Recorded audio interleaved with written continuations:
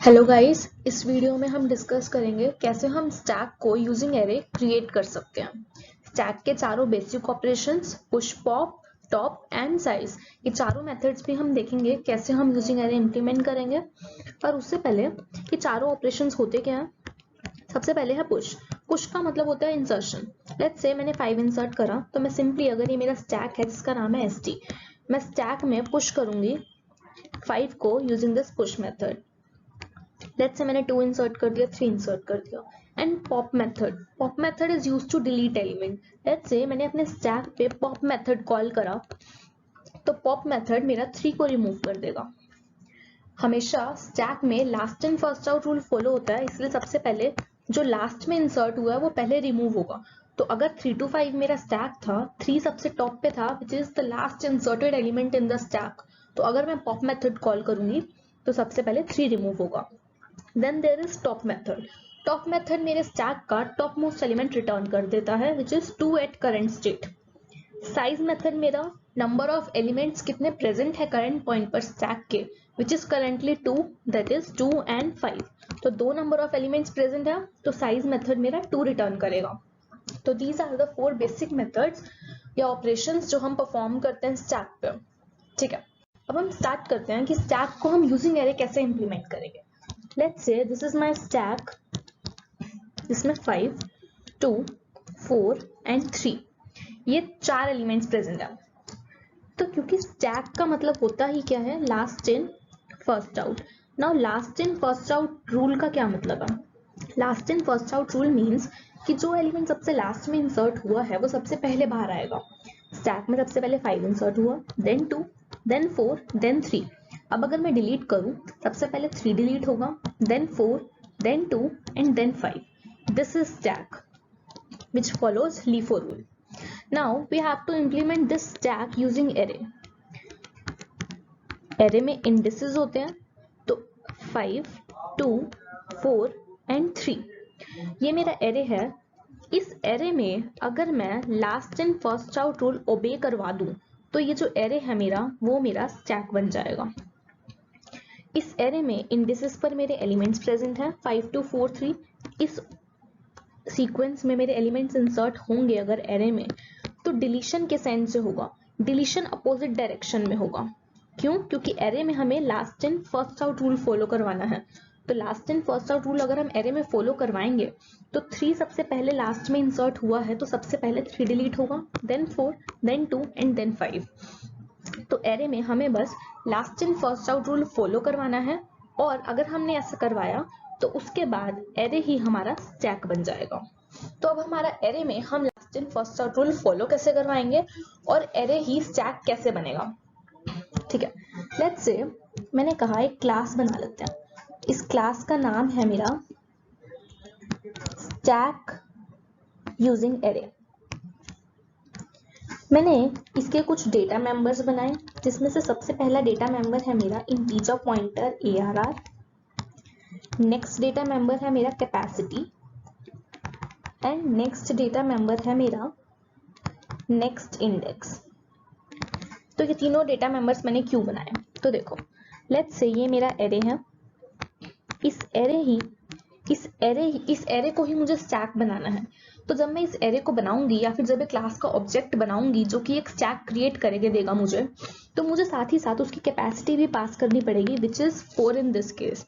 ये 4 क्या डिनोट कर रहा है, क्योंकि हम स्टैक को यूजिंग एरे क्रिएट कर रहे हैं तो हमें पहले ये बताना भी पड़ेगा कि तुम्हारा स्टैक या फिर एरे कितने साइज का होना चाहिए, या फिर तुम कितने मैक्सिमम नंबर ऑफ एलिमेंट्स अपने स्टैक में या एरे में इंसर्ट करना चाहते हो। तो यहाँ पर मैंने 4 पास किया लेट्स से, तो मेरी कैपेसिटी में वैल्यू जो जाएगी वो 4 जाएगी, इसलिए मैंने कैपेसिटी डेटा मेंबर बनाया। Next is integer pointer ARR। ये तो मेरा एरे का पॉइंटर ही है। मुझे अपने एरे में कुछ भी करना है तो मुझे ARR चाहिए, pointer to this array. Then there is next index. इसकी क्या जरूरत पड़ी, जब भी मैं अपने एरे में या स्टैक में एलिमेंट को इंसर्ट करूंगी तो मुझे ये पता होना चाहिए कि मुझे अपने किस इंडेक्स पे एलिमेंट को इंसर्ट करना है। जैसे करंट पॉइंट पर मेरा 0th इंडेक्स पे एलिमेंट इंसर्ट होगा, देन 1th इंडेक्स पर, देन 2th इंडेक्स पर। अब नाउ लेट्स से मैंने एक एलिमेंट पॉप कर दिया तो 4 डिलीट हो जाएगा, तो मेरे को ये पता होना चाहिए कि नेक्स्ट एलिमेंट 3 पे ना इंसर्ट होकर 2 पर ही इंसर्ट होगा। ये चीज मुझे कौन बताएगा? नेक्स्ट इंडेक्स, जो कि हमेशा ये स्टोर करके रखेगा कि करंट पॉइंट पर कौन से इंडेक्स पे मेरा एलिमेंट स्टोर होगा। तो इसमें मेरा इंडेक्स स्टोर करेंगे हम। अब हम बात करते हैं इसके कंस्ट्रक्टर फंक्शन की। तो कंस्ट्रक्टर फंक्शन का नेम क्लास वाला नेम ही होता है, which is stack using array. ये कंस्ट्रक्टर फंक्शन एक आर्ग्यूमेंट भी लेगा हमारा, विच इज कैपेसिटी साइज। तो ये जो वैल्यू आई है इसे हमें अपने कैपेसिटी वेरिएबल में सेट करनी है। साथ ही साथ ARR जो पॉइंटर था उसी को इतनी ही मेमोरी मुझे एलोकेट कर देनी है डायनेमिकली। देन मुझे एक और काम करना है, विच इज किस नेक्स्ट इंडेक्स को मुझे इनिशियली 0 सेट कर देना है। क्यों ऐसा करना है? क्योंकि जब भी ये स्टैक यूजिंग एरे क्लास का ऑब्जेक्ट बनेगा मेन फंक्शन में कुछ ऐसे, लेट्स से ये मेरा मेन फंक्शन है, यहाँ पे मैंने स्टैक यूजिंग एरे क्लास का एक ऑब्जेक्ट बनाया जिसका नाम रख दिया st और मैंने आर्ग्यूमेंट में पास किया 4। तो ये जो स्टैक वेरिएबल बना st, इसके पास ये 3 चीजें होंगी, मतलब इस st के पास एक ये एरे होगा, नेक्स्ट इंडेक्स होगा और ये कैपेसिटी वेरिएबल होगा। तो ये लिखते ही मेरा कंस्ट्रक्टर फंक्शन कॉल होगा। कंस्ट्रक्टर फंक्शन में मुझे यहाँ पे 3 चीजें करनी है। कैपेसिटी में इस 4 को सेट करना है, एरे को इतनी ही मेमोरी एलोकेट करनी है, देन नेक्स्ट इंडेक्स को अभी इनिशियली 0 सेट कर देना है, क्योंकि अभी जो मेरा एरे बना है st का जो डेटा मेंबर है ARR जो बना है वो एम्प्टी है। तो उस केस में मेरा नेक्स्ट इंडेक्स जो है वो 0th इंडेक्स को पॉइंट करना चाहिए, सो टू इंडिकेट कि मेरा फर्स्ट एलिमेंट 0th इंडेक्स पर इंसर्ट होगा। तो दिस वाज कि मैं कैसे अपने स्टैक को कंस्ट्रक्ट कर रही हूँ यूजिंग एरे। आई होप इतना क्लियर है। अब हम देखेंगे कि जो बेसिक ऑपरेशंस थे हमारे स्टैक के, जिसमें सबसे पहला था पुश मेथड। पुश मेथड का मतलब होता है इंसर्शन। तो कैसे हम अपने एरे में एलिमेंट्स को इंसर्ट करेंगे? तो इसी क्लास का हमारे पास एक डेटा मेंबर होगा पुश नाम का। रिटर्न टाइप वॉइड होगा क्योंकि कुछ रिटर्न तो करेगा नहीं है, लेकिन इसके आर्ग्यूमेंट में हम एक वैल्यू लेंगे एलिमेंट, जो कि वही वैल्यू है जो हमें अपने स्टैक में या ARR में पुश करनी है। तो देखो, हम जब अपने स्टैक में या एरे में एलिमेंट को पुश करेंगे तो हमें सबसे पहले ये चेक करना पड़ेगा कि क्या मेरा स्टैक ऑलरेडी फुल तो नहीं हो गया, मतलब उसकी जितनी कैपेसिटी थी, अगर वो ऑलरेडी उतनी कैपेसिटी नंबर ऑफ एलिमेंट्स आ चुके हैं तो हम उसे इंसर्ट नहीं कर सकते और एलिमेंट को। तो हम क्या करेंगे, सबसे पहले चेक करेंगे कि क्या मेरा स्टैक फुल है। स्टैक फुल है या नहीं कैसे चेक करेंगे? Next index equal to capacity. इसका क्या मतलब है? ये ARR है, लेट्स से इसकी कैपेसिटी मुझे पता है 4 है। अब अगर इसकी कैपेसिटी 4 है और इसमें लेट्स से 4 एलिमेंट्स इंसर्ट हो चुके हैं, तो करंट पॉइंट पर मेरा नेक्स्ट इंडेक्स जो है उसमें क्या पड़ा होगा, कौन सा इंडेक्स स्टोर कर रखा होगा उसने? 4। तो इस पॉइंट पर मेरा जो है स्टैक में और एलिमेंट्स इंसर्ट नहीं हो सकते, इसलिए मैं डायरेक्टली रिटर्न कर जाऊंगी। अब अगर ऐसा नहीं है, मतलब मेरा स्टैक फुल नहीं हुआ है और लेट्स से कुछ ऐसे पड़ा है, तो इस पॉइंट पर मेरा नेक्स्ट इंडेक्स जो है वो 2th इंडेक्स को पॉइंट कर रहा होगा, या फिर नेक्स्ट इंडेक्स में 2 वैल्यू पड़ी होगी, which is the index of the current cell जहां पर एलिमेंट हमें इंसर्ट करना है। तो मैं डायरेक्टली क्या करूंगी, ARR ऑफ नेक्स्ट इंडेक्स पर जाकर इस वैल्यू ईयरली को प्लेस कर दूंगी और अपने नेक्स्ट इंडेक्स को बाय 1 इंक्रीमेंट कर दूंगी। ये है मेरा पुश मेथड। इसमें मुझे बस ये चेक करना है कि मेरा स्टैक ऑलरेडी फुल तो नहीं है। अगर ऑलरेडी फुल है तो मुझे रिटर्न कर जाना है, अदरवाइज मुझे अपने एरे में इस एलिमेंट को पुश कर देना है और नेक्स्ट इंडेक्स को इंक्रीमेंट करना है। तो दिस वाज कि कैसे हम अपने एलिमेंट्स को इंसर्ट करते हैं इन एरे। नाउ नेक्स्ट मेथड जो हमें डिस्कस करना है वो है पॉप मेथड। पॉप मेथड का मतलब होता है डिलीशन। इसका रिटर्न टाइप भी वॉइड होगा। तो लेट्स से ये मेरा एरे है, इसमें मैं डिलीशन मेथड कॉल कर रही हूँ। तो सबसे पहले तो अगर मेरा स्टैक ऑलरेडी एम्प्टी है तो उस केस में मुझे कुछ डिलीट ही नहीं करना। तो हम ये चीज कैसे चेक करेंगे कि मेरा स्टैक एम्प्टी है? तो स्टैक जब एम्प्टी होगा तो उस पॉइंट पर मेरे नेक्स्ट इंडेक्स में 0 रखा होगा। 0 इंडिकेट्स कि मेरा स्टैक एम्प्टी है, तो उस केस में भी मुझे कुछ डिलीट नहीं करना और डायरेक्टली रिटर्न कर जाना है। अब अगर मेरे स्टैक में ऑलरेडी वैल्यूज प्रेजेंट है, लेट्स से 5 और 6, तो उस पॉइंट पर नेक्स्ट इंडेक्स में मेरे 2th इंडेक्स को स्टोर करके रखा होगा हमने। अब हमें डिलीट तो लेकिन 6 करना है जो नेक्स्ट इंडेक्स -1th इंडेक्स पे प्रेजेंट है। तो हम सिंपली क्या करेंगे, नेक्स्ट इंडेक्स को बाय 1 डिक्रीमेंट कर देंगे, टूवर्ड्स से यहाँ पर पॉइंट करा देंगे नेक्स्ट इंडेक्स को। अब ये हमने डिक्रीमेंट जो कराया इसीलिए करवाया क्योंकि अब हमारा अगर पुश मेथड कॉल होता है टू इंसर्ट एलिमेंट, तो वो टूथ इंडेक्स पे नहीं, वनथ इंडेक्स पर ही एलिमेंट को इंसर्ट करना चाहिए। इसीलिए हमने अपने नेक्स्ट इंडेक्स को टूथ से हटा के वनथ पे पॉइंट करा दिया और रिटर्न कर दिया। अगर हम चाहें तो एलिमेंट अगर हमें प्रिंट या रिटर्न भी करवाना है जो हमने डिलीट किया है, तो हम यहाँ पे रिटर्न वो भी कर सकते हैं। बट अभी मैं सिर्फ ऐसा नहीं कर रही, मैं सिर्फ नेक्स्ट इंडेक्स को डिक्रीमेंट करा रही हूँ, लेकिन हम उस एलिमेंट को भी प्रिंट या रिटर्न करवा सकते हैं जो एलिमेंट डिलीट हुआ है, simply ARR of next index को रिटर्न करके। ठीक है, अब नेक्स्ट मेथड जो हमें डिस्कस करना है वो है टॉप मेथड। टॉप मेथड मैंने बताया क्या करता है, मेरे स्टैक का टॉप मोस्ट एलिमेंट रिटर्न कर देता है। लेट्स से मेरे स्टैक में 3 एलिमेंट्स प्रेजेंट है, तो इस पॉइंट पर नेक्स्ट इंडेक्स मेरा यहाँ पर होगा। तो टॉप मेथड का रिटर्न टाइप पहली बात तो इंट होगा क्योंकि एक एलिमेंट इंसर्ट कर रहा है। बेस कंडीशन इसकी ये होगी कि कहीं स्टैक एम्प्टी तो नहीं है, क्योंकि अगर स्टैक एम्प्टी हुआ मतलब नेक्स्ट इंडेक्स इक्वल टू 0 हुआ, तो उस पॉइंट पर मेरा कोई एलिमेंट स्टैक में प्रेजेंट ही नहीं है, तो हम उस केस में एज एन इंडिकेटर -1 रिटर्न कर देंगे। अगर ऐसा नहीं है तो हम अपना टॉप मोस्ट एलिमेंट रिटर्न करेंगे। कैसे रिटर्न करेंगे, ARR ऑफ नेक्स्ट इंडेक्स -1।